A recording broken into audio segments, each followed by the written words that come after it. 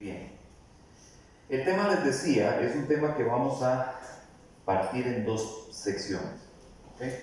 Pero es un tema que es perfecto para hoy, porque recuerden que nosotros hoy tenemos, hermanos, la Cena del Señor, ¿de acuerdo?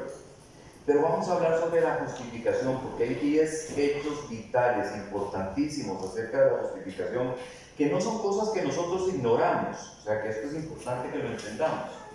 No son cosas que nosotros no sabemos, no, sí lo sabemos. Pero a veces se nos olvida y a veces no lo sabemos correctamente o no lo entendemos, ¿ya? A ver, usted sabe que sus hijos le aman, ¿cierto? O sea, los que tienen hijos saben que sus hijos le aman, ¿cierto? Pero a veces usted no entiende plenamente hasta dónde llega ese amor de ese hijo por usted. Hasta que ese hijo hace algo o dice algo que le demuestra a usted en ese momento que ese amor está por encima de lo que usted se imaginaba. ¿Ok? De la misma forma, nosotros no entendemos a veces plenamente esto de la justificación. Tenemos un concepto acerca de la justificación, pero no está tan claro en nuestra mente como para que lo procesemos de manera tal que se vuelva parte de nosotros. ¿Ok? Les voy a poner un ejemplo sobre esto. A ver, ustedes recuerdan hace como un par de años más o menos aquel tipo que en un carro deportivo en la madrugada atropella a 5 ciclistas y los mata. ¿Ok? ¿Recuerdan? Atropelló a los 5, 4 murieron, digamos casi que de manera instantánea. Quedó una persona ahí en el hospital como por espacio de un mes, una muchacha, al final falleció también. Ok, los hechos con respecto a esto que son de dominio público, ¿de acuerdo? El hombre viajaba a alta velocidad, altas horas de la madrugada, según se cree, según se entiende, se deduce, en avanzado estado de ebriedad, y entonces en su inconsciencia por el alcohol decide acelerar un carro de mucha potencia, un Ford Mustang, una cosa muy potente. Él decide acelerar su Mustang y el grado de alcohol en su sangre le impide tener control sobre el carro, y en el momento en que él acelera pierde el control del carro, van los ciclistas y los termina levantando. Ok, recordamos que esto ha sido un proceso muy largo. Aparentemente su familia tiene bastante dinero. Yo tuve la oportunidad en algún momento de llevarle en mi carro, porque a él le suspendieron inmediatamente la licencia, ¿verdad? Entonces no puede manejar, o sea, tiene terminantemente prohibido ponerse detrás del volante de un carro. Entonces ahora se moviliza en Uber. Y en un momento determinado yo lo tengo, digamos, como pasajero en mi carro. Y me doy cuenta de que sí, efectivamente, pues aparentemente tiene muchísimo dinero. Estaba hablando de un negocio bastante grande, como si fuera menudo, de un trabajo que había que hacer millonario, y hablaba de eso como si fuera lo más sencillo del mundo. Mira, anda y te compras los 2 saquillos de cemento y los traes para hacer esta chorrerita. Pero estábamos hablando de la remodelación de 30 habitaciones de un hotel, y hablaba de eso como si fuera simple, como si fuera nada. Entonces ahí usted se da cuenta que la gente realmente tiene mucho dinero.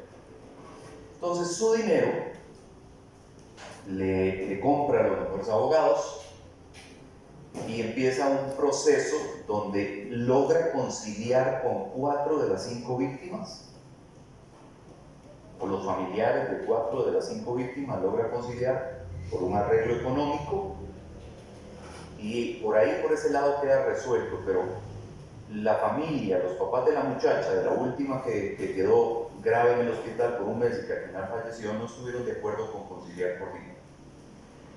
Entonces se dio un proceso en el cual él termina condenado, pero hasta donde tengo entendido, no está en prisión. Le dan la ejecutoria condicional de la pena, igual suspendida la licencia de por vida, pero el tipo está libre. A ver, Yo he tenido la oportunidad de manejar ebrio. No lo digo con orgullo, ¿de acuerdo? Lo digo con mucha vergüenza. Y yo he sabido lo que es subirme a un carro para regresar del lugar donde estoy bebiendo hasta mi casa y llegar hasta mi casa sin saber cómo llegué. Es más, yo he sabido lo que es subirme al carro y despertarme al día siguiente en mi cama. Y una laguna completa, total y absoluta de todo lo que ocurrió desde el momento en que yo me subí al carro hasta el momento en que yo despierto en mi cama al día siguiente. Porque así sucede, hermanos. Hasta ese grado llega la inconsciencia de una persona que conduce bajo los efectos del alcohol. Yo recuerdo que por costumbre siempre me levantaba al día siguiente y iba revisando el carro. A ver si tenía un golpe, a ver si tenía sangre, a ver si tenía, porque yo decía, o sea, como yo llegué, yo pude haber hecho cualquier estupidez. Gracias a Dios nunca ocurrió, pero pudo haber ocurrido. ¿Ok? Entonces digamos que esa parte yo la entiendo, de cómo funciona y de cómo sucede. Pero fue decisión mía ir a tomar licor, conduciendo, o sea, llevando mi carro. Fue decisión mía subirme a mi carro en estado de ebriedad para regresar a mi casa. Fue mi decisión. Y cualquier cosa que suceda a partir de ese momento es mi responsabilidad. ¿De acuerdo? ¿Estamos de acuerdo en eso? Ok. Entonces, otra vez, la posición económica y probablemente las influencias que la familia de este hombre tiene, le granjearon la libertad. Una ejecutoria condicional de la pena. ¿Ok? Pero yo estoy seguro de que esta persona en algún momento tiene que tener una conciencia de lo que hizo. Y tiene que haber reconocido que sí, aunque no se lo diga a nadie, él sabe lo que pasó. Entonces, para sus adentros tiene que haber reconocido qué fue lo que hizo. Y que su irresponsabilidad costó la vida de 5 personas, no importa cuánta plata tenga para poder darle a la familia. O sea, mató a 5 personas por su acto irresponsable de conducir bajo estado de ebriedad. Ahora, ¿qué puede haber sentido este hombre cuando después de haberse dado cuenta de la dimensión de la torta que se jaló, después de que los abogados le dijeran que estamos muy mal parados? No creas que esto, o sea, ileso no vas a salir. Así, aquí va a haber que cumplir cosas, va a haber que lograr arreglos económicos que probablemente le costaron una importante cantidad de dinero a la familia. Y vamos, y si alguno de todos no decide conciliar, vamos a tener que ir a juicio, y lo que decide el juez, eso va. Yo me imagino cómo puede haberse sentido aquel hombre cuando, después de haberse dado cuenta de la torta que se jaló, ahora ve que puede andar libre en la calle. Porque eso era para que lo refundieran en la cárcel, ¿sí o no? Eso era para que alcanzara la pena máxima de prisión, ¿sí o no? Amén. Pero no sucedió. Por la habilidad de sus abogados y por el poder económico de su familia. Pero no pasó. ¿Es culpable o no es culpable? Es culpable. Ya, y no lo estoy diciendo como un juicio personal, lo estoy diciendo como una cosa juzgada.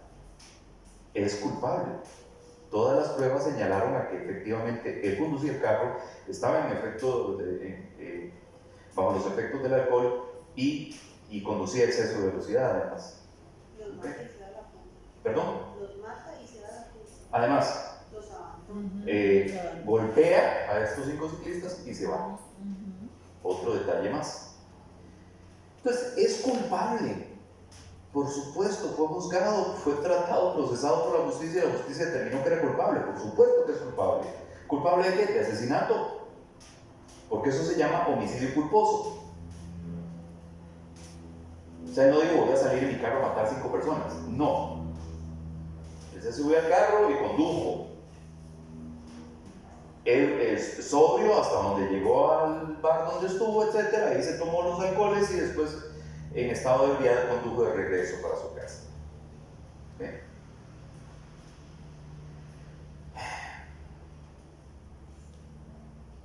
Pero es culpable. La ley lo favoreció. Pero si hubiéramos estado bajo un escenario distinto, si hubiera sido yo o usted o cualquiera de nosotros en este lugar que nos metemos en ese enredo sin tener el potencial económico y todas las influencias que estas personas pudieron haber manejado, seguramente estaríamos en la cárcel. ¿Sí o no? Sí. Ok. Entonces, la culpa está. Pero de alguna u otra forma fue justificado por un muy buen abogado que logró convencer al panel de jueces de motivos, razones, etcétera, ¿verdad? Probablemente hasta metimos cuestiones de carácter psicológico y un montón de cosas más para atenuar la pena y este hombre no termina en la cárcel. ¿Okay? Fue perdonado, parcialmente perdonado, de no recibir la pena que le correspondía. ¿Correcto? Entonces yo me imagino que ese hombre debe, en algunos momentos de soledad, de insomnio nocturno y cosas de ese tipo, pensar en eso. Yo me imagino que debe pensar en eso. Debe pensar que todavía no entiende cómo es que está vivo. Ok. La justificación es algo similar. Porque todos y cada uno de nosotros, hermanos, somos culpables. Culpables de haber nacido bajo la maldición del pecado. ¿Ok? Entonces, alguien puede nacer en una casa donde todos los familiares, donde todos los miembros de la familia son narcotraficantes. Ese es el negocio familiar. A eso se dedican, a vender droga. ¿Correcto? Y esta persona, criada en ese ambiente desde siempre, desde niño, se acostumbra a ver esa dinámica. Y termina de pronto involucrándose en el negocio de la familia. ¿Hay atenuantes? Sí, el ambiente en el que se crió. Pero la decisión es personal. ¿Por qué el hijo de Pablo Escobar no es un narcotraficante y un asesino igual que él?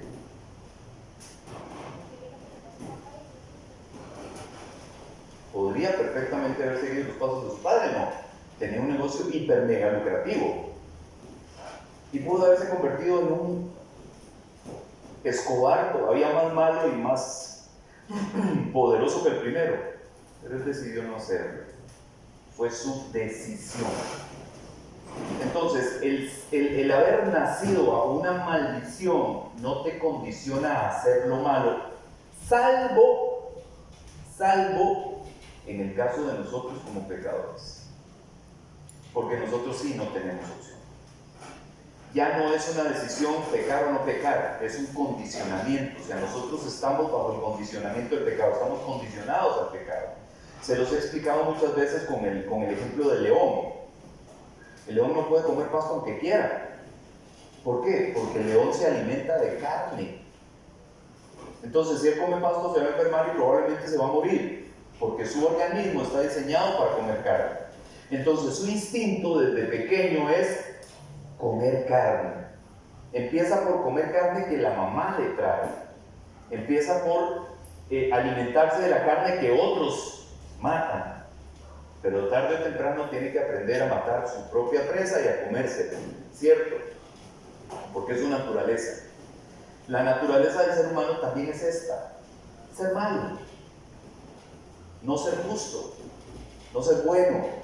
Es una naturaleza caída, no es la naturaleza que Dios estableció para la humanidad. Es una naturaleza distorsionada, pero al fin y al cabo es la naturaleza con la que contamos hoy. Vea lo que dice Romanos en el capítulo 3 y los versículos 10 al 12. Romanos 3, 10 al 12 dice lo siguiente.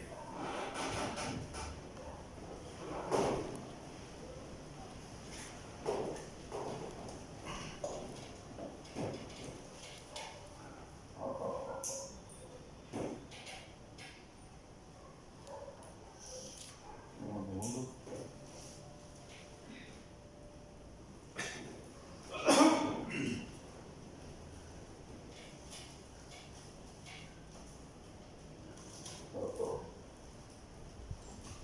Un momentito para ver qué pasó aquí.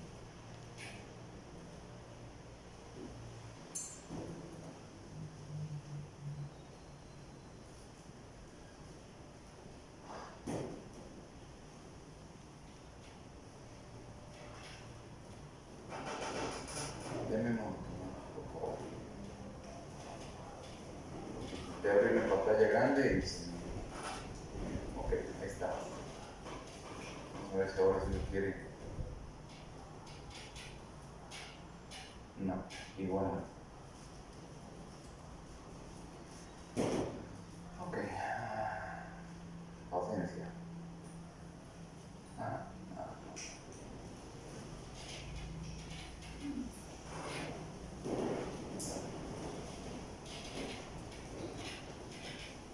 Parece que tenemos un virus en esta máquina. Y eso es lo que nos está dando problemas. Cosa rara. A mí me pareció raro desde el principio ese pitico porque en la vida lo había escuchado. Ok, dice Romanos 3, 10 al 12, como está escrito, no hay justo ni aun uno. No hay quien entienda, no hay quien busque a Dios. Todos, ojo, dice todos se han desviado a una se hicieron inútiles. No hay quien haga lo bueno, no hay ni siquiera uno. ¿Dónde está eso? Originalmente esto lo mencionó el apóstol Pablo en Romanos 3. Dice como está escrito. ¿Dónde está escrito? En el libro de los Salmos, en el capítulo 14 y los versículos 2 y 3, es de donde cita Pablo precisamente esto que dice en Romanos 3. Dice Salmos 14, 2 y 3. El Señor ha mirado desde los cielos sobre los hijos de los hombres para ver si hay alguno que entienda, alguno que busque a Dios. Todos se han desviado, a una se han corrompido. No hay quien haga el bien, no hay ni siquiera uno. 2 veces mencionado en la Biblia de esa forma. Y usted dirá, pero yo soy bueno. O sea, a mí no me metan en ese saco, ¿verdad? Yo no soy así. Yo soy una persona buena. Yo soy un buen hombre, yo soy una buena mujer, yo trato de ayudar al prójimo, yo no le hago mal a nadie. Usted se siente bueno. Y a veces es el problema que nosotros tenemos, que nos sentimos buenos, que creemos que somos buenos. No lo somos. No, desde la perspectiva de Dios, no lo somos. Y esas cosas buenas que nosotros creemos que hacemos, nos parece a nosotros que no todo el mundo las hace. O sea, eso es porque yo soy bueno, los demás no. Vea lo que dice Isaías en el capítulo 64 y el versículo 6. Porque la justicia que nosotros tenemos, nuestra propia justicia, no sirve para nada. Isaías 64, 6 dice: todos nosotros somos como el inmundo, y como trapo de inmundicia todas nuestras obras justas. Todos nos marchitamos como una hoja y nuestras iniquidades como el viento nos arrastran. Entonces, ¿qué es lo que dice aquí? Para que usted entienda este pasaje de Isaías 64, 6.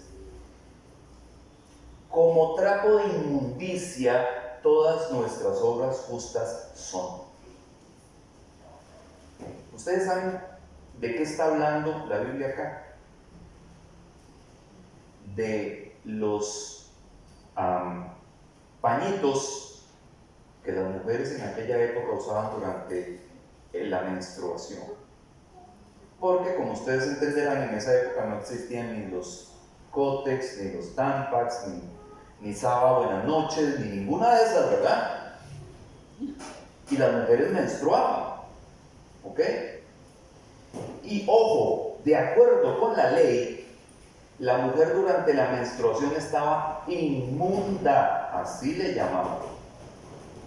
Así dice la Biblia, que la mujer durante el periodo de la menstruación estaba inmunda. De hecho, la Biblia establece, la ley establece que durante ese periodo tenía que alejarse, aislarse completamente, no podía tocar a nadie, no podía tener contacto con nadie. Estaba inmunda. ¿Ok? Y por ende, si la mujer estaba inmunda ante esa situación, todo lo que usara para su aseo personal también estaba inmundo. ¿Correcto? Entonces, cuando habla aquí de trapos de inmundicia, habla de los pañitos que estas mujeres usaban para entrapar su periodo menstrual. Entonces, lo que este pasaje del libro de Isaías 64:6 está diciendo es: todas las cosas que ustedes creen que son buenas para mí son como toallas sanitarias usadas, asquerosas, cochinas. ¿Cierto? Porque, hermanita, puede ser su toalla, pero a usted no le gusta tocarla, ¿verdad que no? Eso estarla manipulando pues lo mínimo posible, aunque sea suyo. ¿Por qué? Porque no es agradable, ¿cierto? O sea, será mío, sí, pero o sea, no es agradable. Entonces, lo que dice aquí es que para Dios, lo que nosotros consideramos bueno es como una toalla sanitaria usada. Lo que nosotros consideramos que hacemos bueno. Las obras buenas que nosotros hacemos para Dios son como eso. ¿Sí me entienden? O sea, ¿qué significa? No tiene ningún valor. Todo lo que usted considera bueno para Dios es inmundo. ¿Por qué? Porque sale de un ser, en principio, que es inmundo. Porque nosotros, por el pecado, por esa condición que tenemos, somos inmundos delante de Dios. ¿Usted me entiende? Dios es un Dios santo, perfectamente justo, perfectamente recto, absolutamente limpio. Entonces, para un ser así, nosotros, pecadores, o sea, llenos de pecado, bajo la condición del pecado, somos inmundos. Y cualquier cosa que salga de nosotros es igual de inmundo para Él. Entonces, si usted cree que las cosas buenas que usted hace son, o sea, agradan, alegran el corazón de Dios, no sucede así. O sea, nunca vuelva a decir que yo soy bueno, yo soy un buen hombre, yo soy una buena mujer. No, no para Dios. ¿Sí me entienden? Porque una cosa es lo que el hombre piensa y otra cosa es lo que Dios piensa. ¿Estamos claros ahí? Y esa justicia que nosotros tenemos realmente no sirve para nada. A ver lo que dice 1 Corintios capítulo 6 en el versículo 9, la primera parte, la parte A. 1 Corintios 6, 9, la primera oración de ese pasaje. Dice: ¿o no sabéis que los injustos no heredarán el reino de Dios? Los injustos no heredarán el reino de Dios. Y si alguien no hereda el reino de Dios, ¿qué pasa con esa persona? ¿Qué sucede con alguien que no hereda el reino de Dios?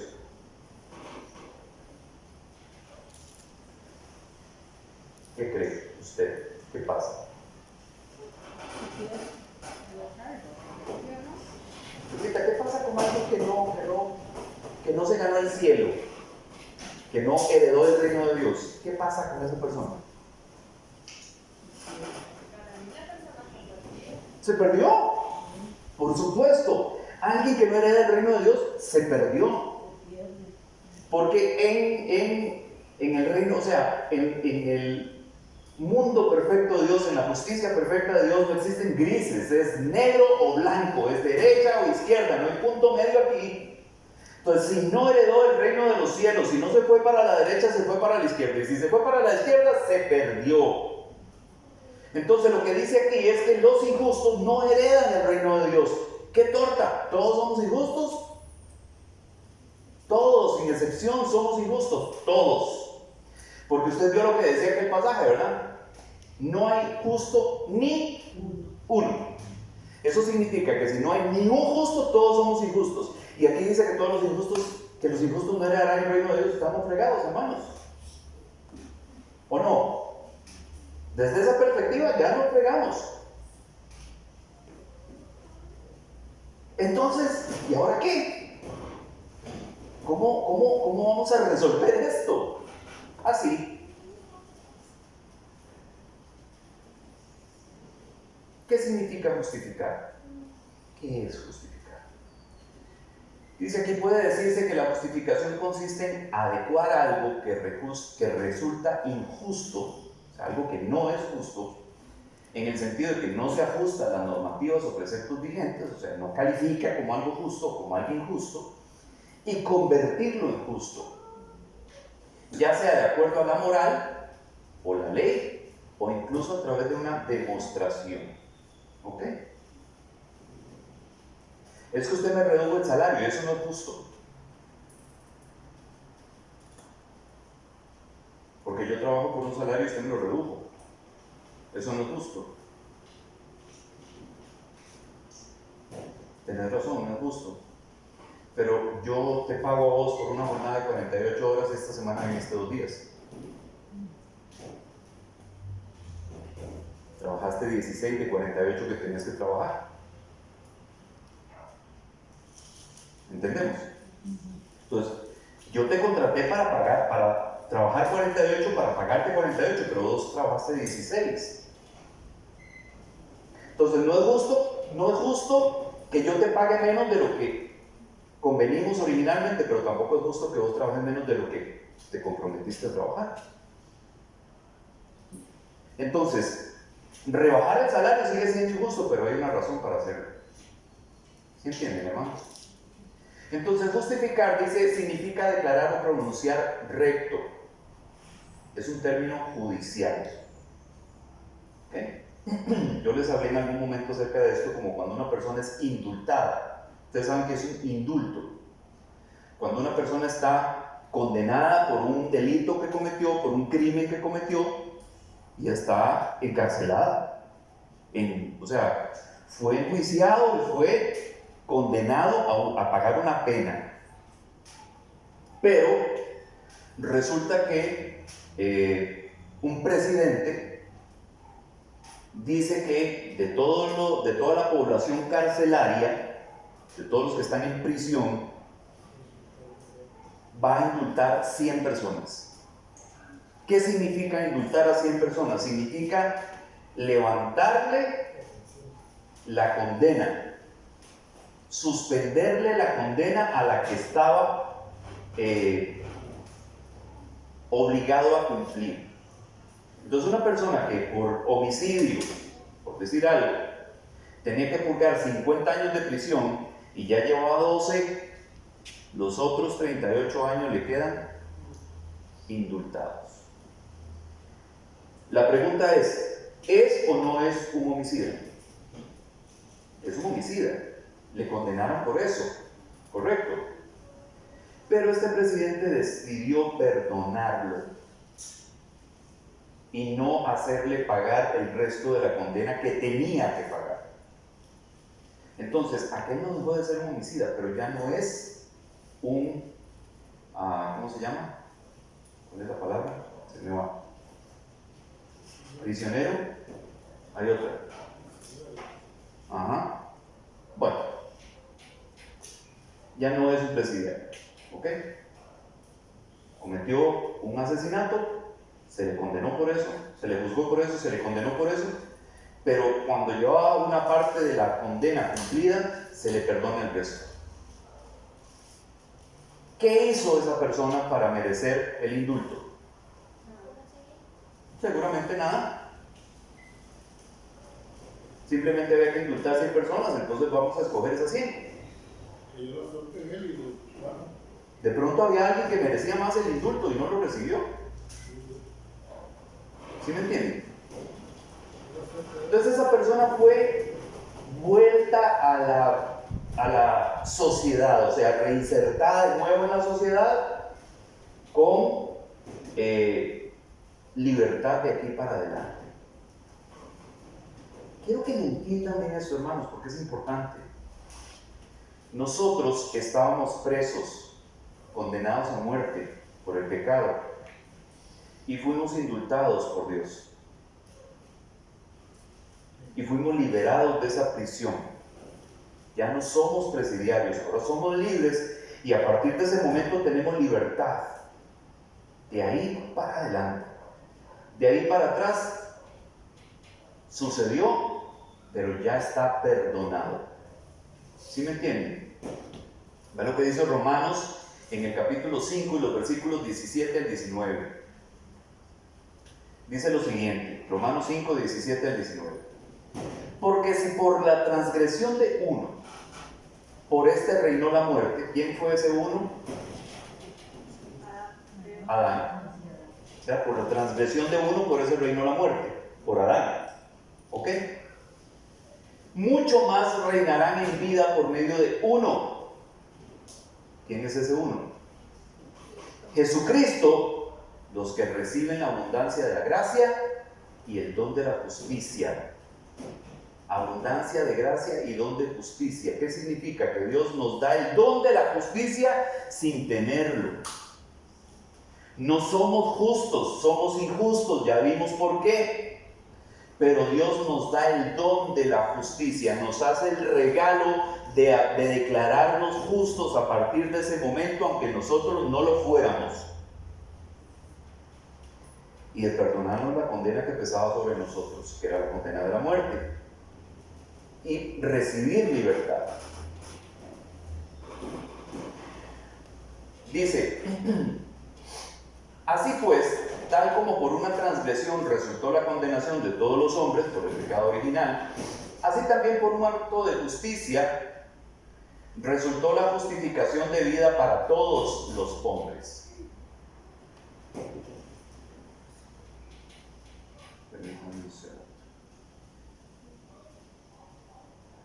Porque así como por la desobediencia de un hombre los muchos fueron constituidos pecadores, así también por la obediencia de uno los muchos serán constituidos justos. No dice serán reconocidos como justos, no, serán constituidos, o sea, van a ser declarados, van a ser puestos en el grupo de los justos donde no estaban porque no merecían estar ahí. ¿Entendemos esa parte, hermanos? Ok. Sigue aquí. Entonces, ¿cómo puede Dios mantener su justicia y al mismo tiempo justificar al impío? Esto sin la cruz es imposible. ¿Por qué? Porque Dios es un Dios justo. Entonces, si Dios, siendo un Dios absolutamente justo, declara como justo a un injusto, ¿se está contradiciendo o no? Se está contradiciendo. O sea, ese es como el abogado que va y defiende al delincuente.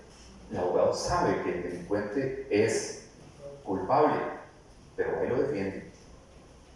Y va y pelea ante la ley para que lo absuelvan, sabiendo que es culpable.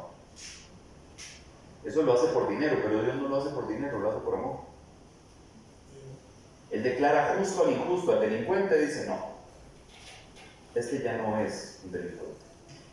En este momento deja de ser un injusto, en este momento deja de ser un pecador. Ahorita mismo, en este preciso momento.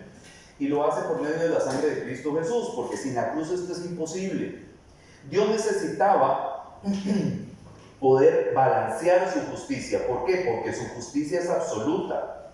Entonces, desde la perspectiva de la justicia de Dios, el concepto de justicia de Dios es que cada uno reciba lo que merece, sea bueno o sea malo. Eso es justicia, que reciba lo que merece. Y nosotros lo que merecíamos era muerte. Así de simple. Pero Dios permite que nosotros seamos librados de eso y que recibamos vida cuando en realidad lo que merecíamos era muerte. Romanos 3, 21 al 26, vea lo que dice. Dice así: pero ahora, aparte de la ley, la justicia de Dios ha sido manifestada, atestiguada por la ley y los profetas, es decir, la justicia de Dios por medio de la fe en Jesucristo para todos los que creen, porque no hay distinción. Por cuanto todos pecaron y no alcanzan la gloria de Dios. Dice amén. Amén. Diga amén. Amén. Todos pecaron y no alcanzan la gloria de Dios. Eso es amén. Eso es así. Siendo justificados gratuitamente por su gracia, por medio de la redención que es en Cristo Jesús. Gratuitamente, porque usted no hizo nada para recibir eso. No hay absolutamente nada bueno que usted pueda hacer para recibir la justificación delante de Dios. O sea, porque recuerde que sus obras justas son como toallas sanitarias sucias, inmundas. ¿De acuerdo? Seguimos. A quien Dios exhibió públicamente como propiciación por su sangre a través de la fe, como demostración de su justicia, porque en su tolerancia Dios pasó por alto los pecados cometidos anteriormente, para demostrar en este tiempo su justicia, a fin de que Él sea justo y sea el que justifica al que tiene fe en Jesús. Yo se los he dicho muchas veces, nosotros no estuvimos presentes cuando Adán y Eva pecaron, ¿verdad que no? Usted no estaba ahí, yo no estaba ahí. Ellos tomaron una decisión, una mala decisión, que nos trajo maldición para todos sus descendientes. Nosotros, usted y yo, somos descendientes de Adán y de Eva, ¿correcto? Entonces, esa mala decisión nos condenó a nosotros, pero yo no estaba ahí. Yo no tuve la oportunidad de levantar la mano y decirle, no hagas eso. Yo no estaba ahí. Y entonces me cae una maldición que yo no me busqué. ¿Sí entendemos esa parte? Yo no me la busqué. Yo no tuve vela en ese entierro y me cayó la maldición encima. Y como Dios es justo, porque Él es justo y porque Él no transgrede su propia justicia, dice, es cierto, Él no estuvo ahí. Entonces yo voy a abrir una puerta de escape para darle la oportunidad de que ahora decida qué quiere. Si hubiera estado ahí, ¿qué hubiera hecho? No estuvo ahí, ya eso no se puede arreglar, pero le voy a dar una oportunidad para que tenga la oportunidad de tomar una decisión. ¿Quiere la justificación? ¿Quiere poner fe en Cristo Jesús y salvarse? ¿O no le interesa y quiere seguir como va? Entonces Jesús dice, yo soy la puerta de las ovejas. O sea, Él es la puerta por la que nosotros podemos cruzar y huir. Y esa puerta la dispuso Dios. ¿Sí entendemos, hermanos? Ok. Sigue diciendo acá.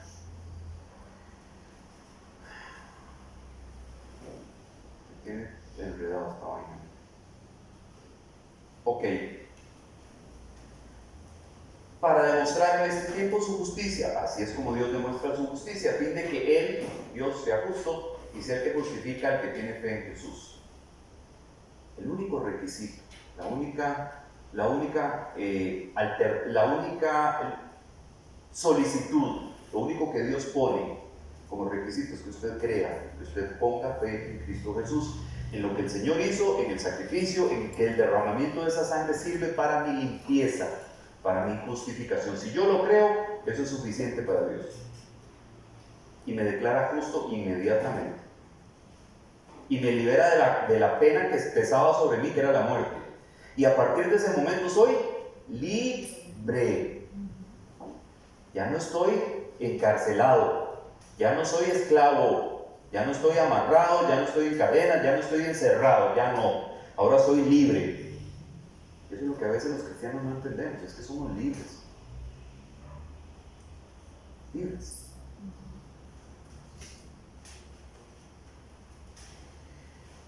Porque somos justificados por la sangre de Cristo Jesús. Eso es lo que sustenta nuestra justificación. Romanos capítulo 5, versículos 9 y 10 dice, Romanos 5, 9 y 10, entonces, mucho más, habiendo sido ahora justificados por su sangre, seremos salvos de la ira de Dios por medio de Él. Porque si cuando éramos enemigos fuimos reconciliados con Dios por la muerte de su Hijo, mucho más, habiendo sido reconciliados, seremos salvos por su vida. Si antes éramos enemigos y no merecíamos más que la muerte y fuimos justificados, ahora con mucha más razón que hemos hallado justicia delante de Dios, vamos a ser salvos por medio de la fe que pusimos en Cristo Jesús. ¿Por qué? Porque ya fuimos puestos aparte, ya no estamos en el grupo de los condenados, ahora estamos en el grupo de los que pueden salvarse. Es una oportunidad que no podemos dejar pasar. ¿Sí me entienden? No podemos dejar pasar esa oportunidad.